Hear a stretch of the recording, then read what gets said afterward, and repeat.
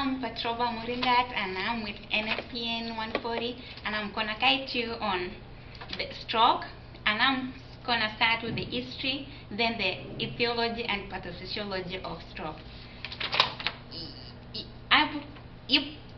Hippocrates, the father of medicine, first recognized stroke over 2,400 years ago, and this time stroke was called apoplexy, which means struck down by violence in Greek. This was due to the fact that a person developed sudden paralysis and change in the well-being.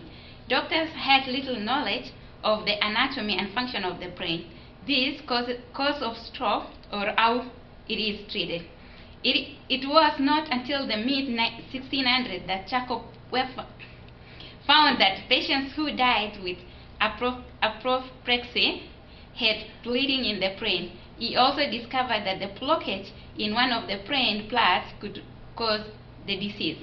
Medical science continued to study the cause, symptoms, the treatment of apoplexy, and finally, in 1928, the disease was divided into categories based on the cause of the blood vessels problem. This led to the term stroke or cerebrovascular accident, CVAS. Stroke is now often referred to as brain attack, to denote the fact that it is caused by a lack of blood supply to the brain, very much like a heart attack is caused by a lack of blood supply to the heart. The term brain attack also conveys a more urgent call for immediate action and emergency treatment for the general public.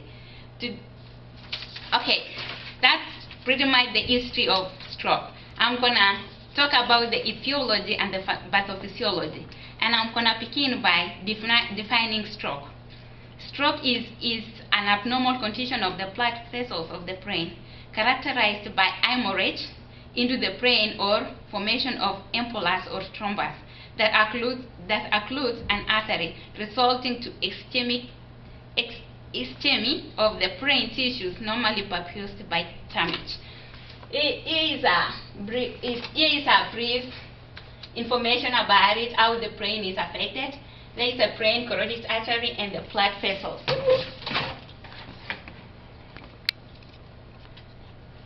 Okay, there you go. Middle cerebral artery, the embolism, that's for a form of an ischemic stroke, and the thrombotic stroke. Yeah, that's the hemorrhage stroke. We can disease the blood vessels ruptures, blood lack into the brain vessels. Okay, stroke is now a most common disease of the nervous system. It is estimated that 700,000 people in the United States suffer a stroke annually, ranging that the leading cause of death in the U.S. with 160,000 deaths annually.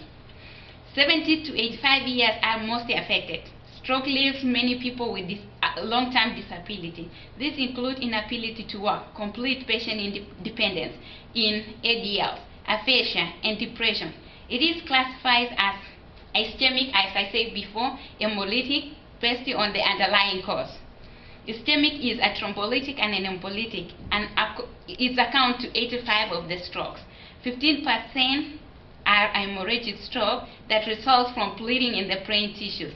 Factors contributing to stroke: there are atherosclerosis, the heart of the disease, hypertension, kidney disease, cerebrovascular disease, and diabetic mellitus.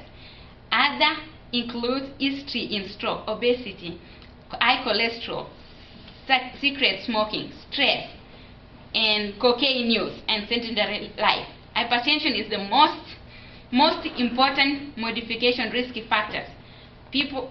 Stroke risk can be reduced by up to 42% with the treatment of hypertension. Atrial fibrillation is the most important treatable cardiac-related risky factor. Carotid artery stenosis is responsible for 80% of the 500,000. Risky for stroke in people with diabetes mellitus is in the time is 2 times. time. So, with that, we have, like, according to our history in the etiology and pathophysiology of the disease, we can see that a high mortality rate from stroke exists among black men, possibly as a result of the high frequency of hypertension, obesity, diabetes, mellitus in the group. Thrombolytic stroke are twice as common among the blacks as the whites. So, and now I'm gonna end my discussion to Angela Murphy so she can discuss signs and symptoms of stroke.